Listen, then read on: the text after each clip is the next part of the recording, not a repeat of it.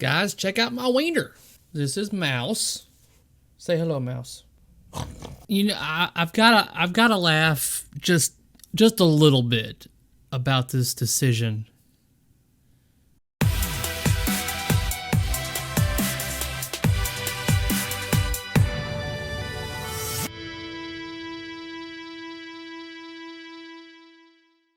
What's up, guys, and welcome back to my channel where I talk and do everything pinball. So if that sounds interesting to you, then hit that subscribe button down below. So a couple of days ago, I kind of get wind of someone talking about heavy metal potentially being Stern's next title. Immediately, I was like, I doubt it. And the reason why, a couple of reasons why I doubted it was because, first of all, CPR just recently announced the ability to do your custom artwork, and they could print it out for you. And they have a custom heavy metal artwork, back glass, and all that kind of stuff and junk for sale, I want to say. But it was just recently announced about that. So I thought that maybe someone kind of misread, and so therefore they were relaying false information. The second reason I said I doubt it is because of the theme. Now, there is a backstory to this, guys, and I was originally just never going to tell this story, but due to what's going on here, I feel like I kind of just need to throw this out here. But before I talk about the story between me and a person from Stern, I need to let you know that I'm not against this theme. I'm not. I think it's going to have great artwork, more than likely a great soundtrack. But here's the thing. If any of you guys know Stern well enough, there's a little bit of an agenda, okay? And I just don't see them doing this. But I think the reason why that they're going to be able to somewhat kind of slip this by people and be able to back away and say, hey, it wasn't us, is that they're just contracting it. So technically they're just building the machine and that's it. They're not, putting their name all over it and stuff like that. It's essentially Stern's building the game and that's it. But you have artwork like this. This is one of the comic books. This is another one of the comic books. Trying to get this where it doesn't have too much of a glare. But another one of the comic books. And then going a little bit old school here, but another one of the comic books. Now, here's the thing. If anybody has a good enough amount of knowledge of heavy metal, you're gonna know that there is a lot of nudity. I'm calling the police! I don't believe they're gonna do the movie. They might, but if they do, there's going to be a lot of stuff cut out, and essentially, there's no way they're going to be able to put a lot of stuff in there that is in the movie. It came out in 1981. The animation for it was, for its time, pretty damn decent, and there's a good chunk of nudity in there and major objectification towards women in there. So that's my second point on this, because this is what brings me into the story between me and Stern. So, months ago, I get contacted by someone from Stern. I'm not going to name drop anything. I'm just going to keep this pretty simple on how it was. And essentially, this person wanted to have a conversation with me. I didn't know what the title or topic of it was going to be. I was just like, oh, okay, cool. So, someone's wanting to speak with me. And we set up a time. This person called me. And it was due to a portion of a video that I made. And during this portion of a video was a very small moment where I'm holding the camera and a female, and evidently this was the point, was that this female that I had to point the camera at for this little bit is somewhat important. I didn't know who it was. All I know is that this person was wearing what she was wearing for people to look at her. That's all there is to it. There's no way you wear that and go, you're not going to cause any kind of googly eyes at all. There's just no way. There's no way.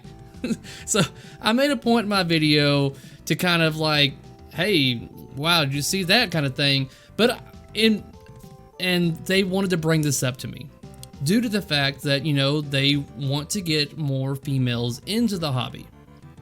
And they just kind of want to make sure that, you know, that the way the conversation kind of sounded like, this is kind of like the best way I can put it for you guys. What's happening? We have sort of a problem here. Yeah. There's no problem. Yeah. If you could just go ahead and make sure you do that from now on, that would be great. It was sort of like that. It wasn't like, you know, they were like telling me like, you can't do this anymore kind of thing. It was more of an asking, like, you know, so something for me to kind of think about in the future on my future content.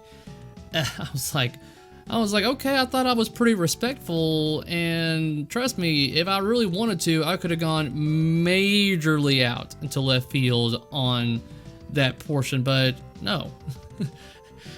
That's not what my objective was on that. The objective for that bit was to be funny, and I was hoping that a lot of people took it that way, and I'm going to assume that a lot of people did, but evidently people up there in that corporation, company, saw it differently. So on that bit, then we evidently can see that Stern has some sort of agenda or moral grounds when it comes to objectification for women.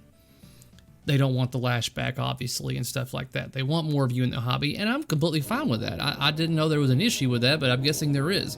And just so we're clear, I've got no problem with them making heavy metal, like I've already stated. And I've got, you know, I love stuff like this because for me, I like seeing women empowered. So even in games, whenever I have the ability to create a character and it's a female option, I go with the female because I like watching females kick ass more than I do big dudes, whatever. That's just me. Aesthetically, the female is much more aesthetically pleasing. So that's where I have to draw questions, is that you state that you don't want objectification for women and you want more women in the hobby, and then you contract out a game to put out material that is more than likely gonna have somewhat of that style in the art. Maybe not, but it's in the art, in the comic books, in the movies. It's there. May not be in the game, the pinball machine, but it's still there. Now, granted, not a lot of everyone's going to know what heavy metal is entirely exactly when it comes to the comic books and movies and stuff like that.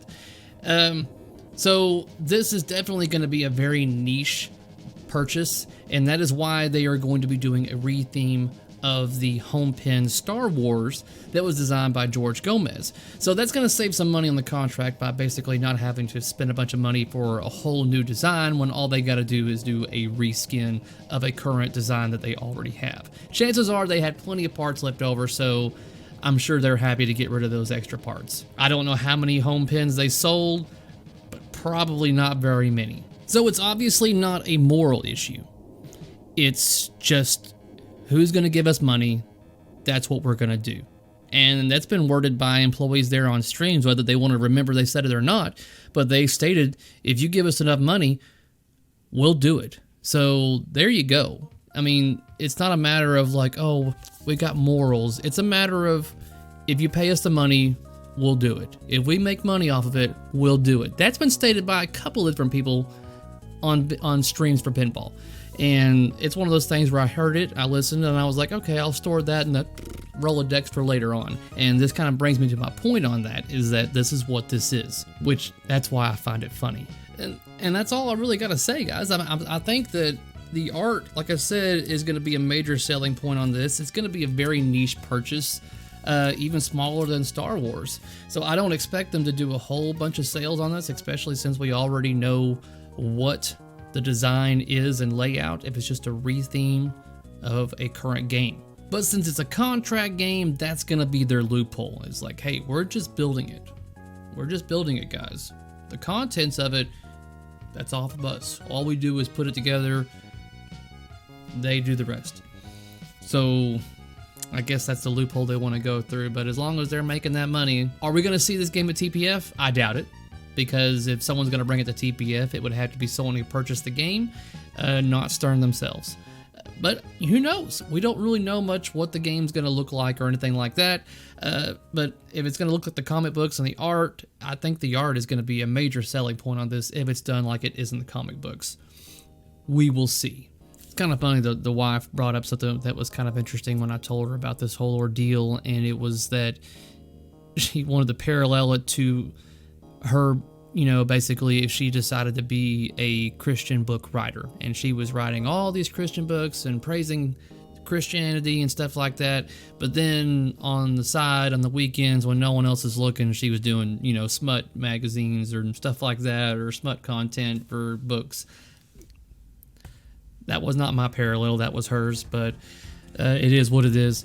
That's going to wrap up this video, guys, but I want to know what you think of this upcoming heavy metal pinball machine from Stern. I say from Stern, they're building it, but Encendium is the one that's basically going to be responsible for it. So let me know what you think about this decision with Stern. Concerns, likes, hates, whatever. Let me know in the comments down below. If you like what you've seen here, give me the thumbs up, and if you haven't already, do not forget to hit that subscribe button down below. That way you can be notified on whenever I upload something for your viewing pleasure. Until next time, guys, peace out.